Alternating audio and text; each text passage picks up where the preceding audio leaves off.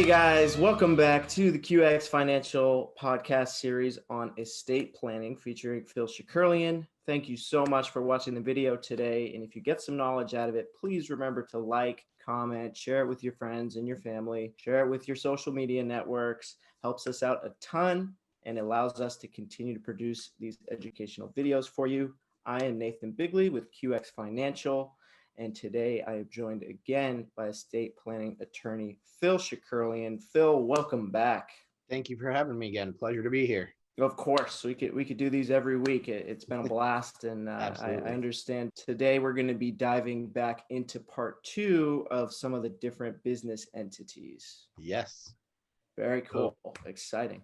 Yeah. So let me, so last video, we started off with limited liability companies and corporations. Those are probably two of the more popular, well-known types of entities. Today, we'll start off with talking about limited partnerships. So a limited partnership is it's a new entity that's formed with the state, just like the corporation and limited liability company are. You have to register with the IRS to get a taxpayer ID number. And then to file that with the state, the fees vary from a little under $100 to several $100, depending on the state again. Basically the same as the other two. Protection here, though, is quite a bit different than the other two. In a limited partnership, only the limited partners have any protection. The general partners have no protection whatsoever. To have a valid limited partnership, you have to have at least one limited partner and one general partner. You can have more, you can have as many as you want, but you have to have at least one of each. The limited partners are personally protected from just about everything, from acts of the general partners, from contracts, all types of things, whether it's, we talked about the different types of liability. And so all of those types of liability, the limited partner is protected from. Their only exposure of their assets is the amount they invested in the limited partnership. So if you invest $100,000 and that grows to $500,000 and the company is sued for $1 million, the limited partner is only liable for up to that $500,000 that they have from that limited partnership. So basically what their equity is. Absolutely. So it's very, very safe for the limited partners. However, the general partners are 100% exposed.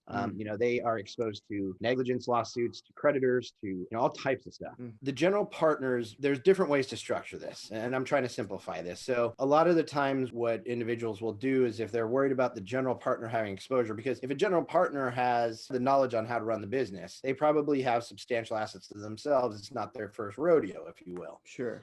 So in order to protect their assets, a lot of times what they will do is they will set up like a limited liability company to be the general partner. And then the limited partners will actually be individuals. So that's one way to protect the general partner, but just a basic limited partnership will not protect them. I see. So somebody who has been around, like you said, maybe run a lot of businesses, has a lot of assets, it wouldn't be necessarily safe or smart to be an individual general partner. Absolutely, so to say. Yes. Yeah. Yep. And then the structure of the general partnership is relatively simple. The general partners have all the control. They run the day-to-day operations. They make the decisions. The limited partners typically have absolutely no say in that and no say in decisions. Sometimes limited partners may have some say in changes to the company structure or percentage of ownership and profit or loss allocation, but a lot of times they don't. It's literally just, here's $100,000, go do what you do best. And that's the end of that. But it doesn't have to be that way. I see. So they could be just investors, or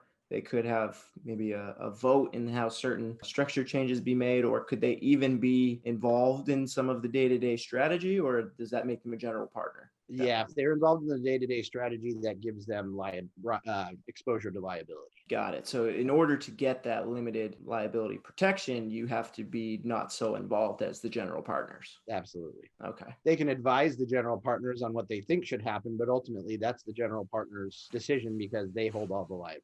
Makes sense. Yep. And then they're a little bit easier to maintain than some of the other business entities.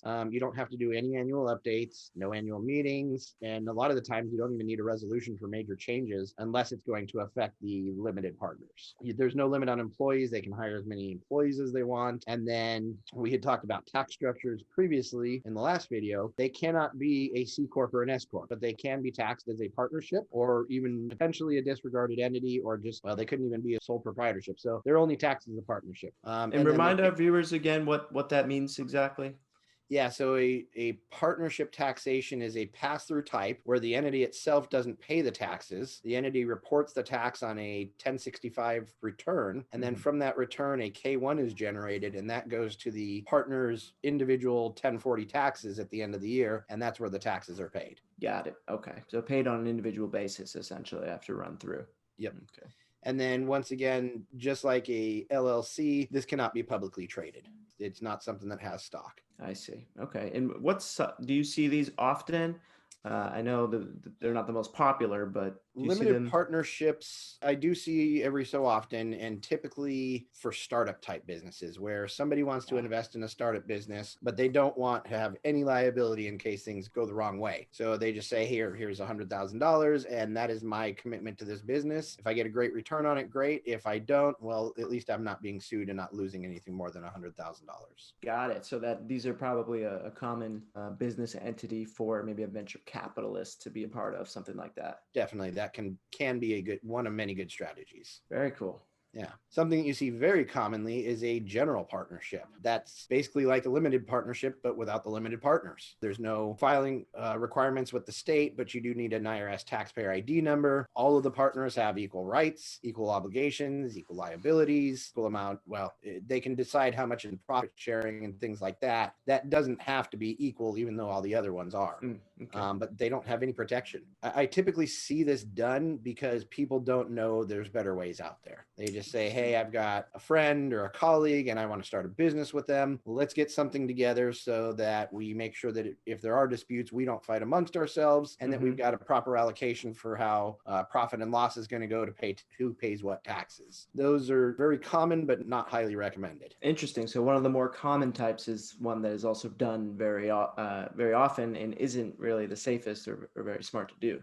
Absolutely. The other probably the most common one, I haven't looked at the stats, is actually sole proprietorships. And that is essentially the same thing, but without partners. It's where somebody starts their own business. They don't file any specific forms with the state or with the IRS. It is not required to get a taxpayer ID number from the IRS. You can use your social security number, but some people will do that so that they don't have to use their social. And then it's just run out of your house or your office or whatever the case may be, but there's no protection, no partners, it's really simple way to do it, but you don't have any asset protection. It all comes down on the sole proprietor.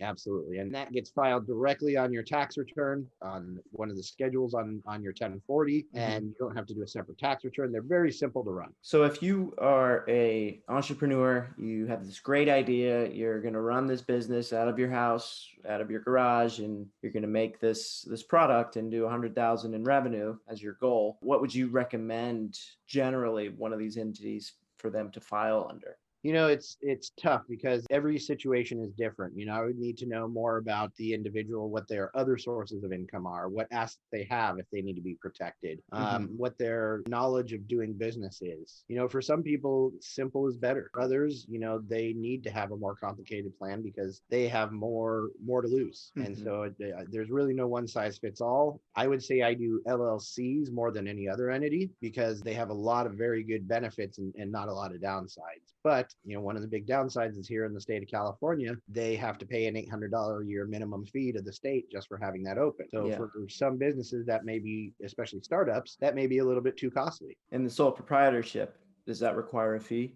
Nope. Sole proprietorship is it literally you go out and get a business license and you can start your business right then and there. That's kind of the default, I guess, if you're going to start, if you don't do anything else and you just start selling stuff with your social, you're a sole proprietor by default. Absolutely. Exactly. Okay.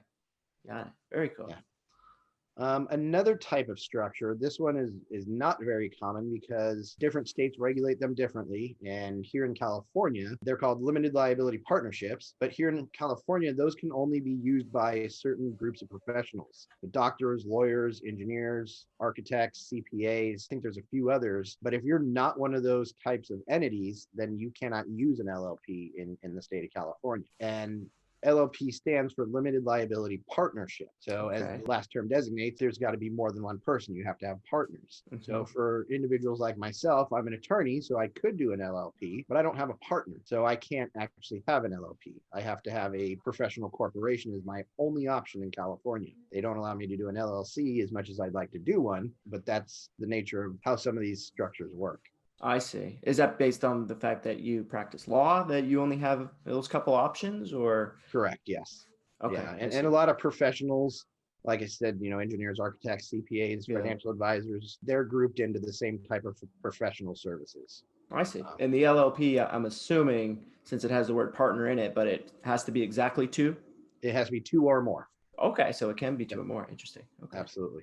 And again, it's a new entity that's formed with the state of California, same fees as the other type of structures, around $100, sometimes more in different states. A lot of the times you have to get a certification or some type of registration with your professional licensing board Hmm. as well. In order to get that classification, you have to register with the IRS, get a taxpayer ID number, and then that's really about it. Other than that, it's run like a partnership where, and all of the partners in this case are limited liability partners. There is no general partner.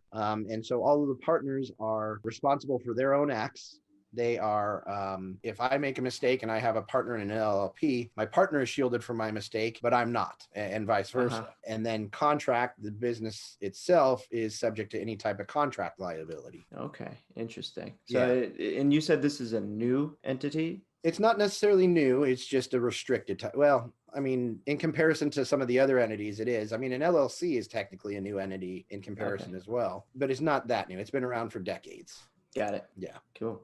And then, yeah, everything's simple from there. There's no limit on employees. And that's really about it for limited liability partnerships. So for most people, it's not an option. Right. The last one I want to talk about is doing business as, or also known as a DBA. So Mm-hmm. this isn't technically an asset protection structure, but a lot of people believe that it is. And what it means is that you have one of these business entities that I've already talked about, a corporation, LLC, partnership, whatever the case may be. But instead of using the name of that business entity, you use a completely different name. So for instance, my company is actually a professional corporation and it has one name. Well, I have a DBA. I'm doing business as Bauer Shekerlian Law, which was my former partner's name was Bauer. So we have that name that shows up on all of our documentation, our bank accounts, everything like that. Yeah. But that's not actually the name of the business that's registered with the IRS in the state of California. The reason I've done it is not for asset protection. The reason I've done it is for ease of using that name and transitioning into another name into the future. Right.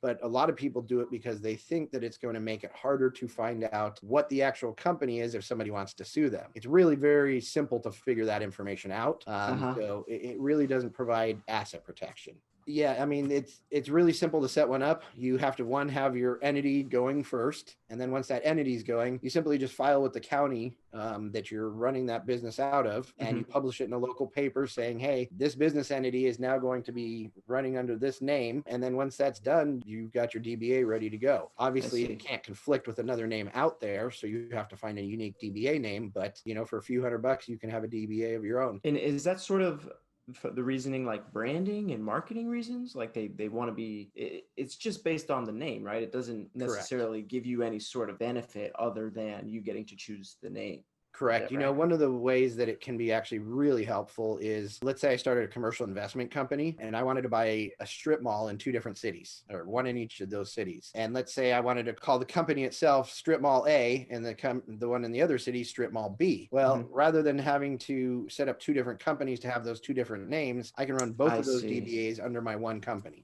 I see. That makes a ton of sense. Yep. So if you're looking to make a DBA, just know you're not being sneaky and hiding your company from the government.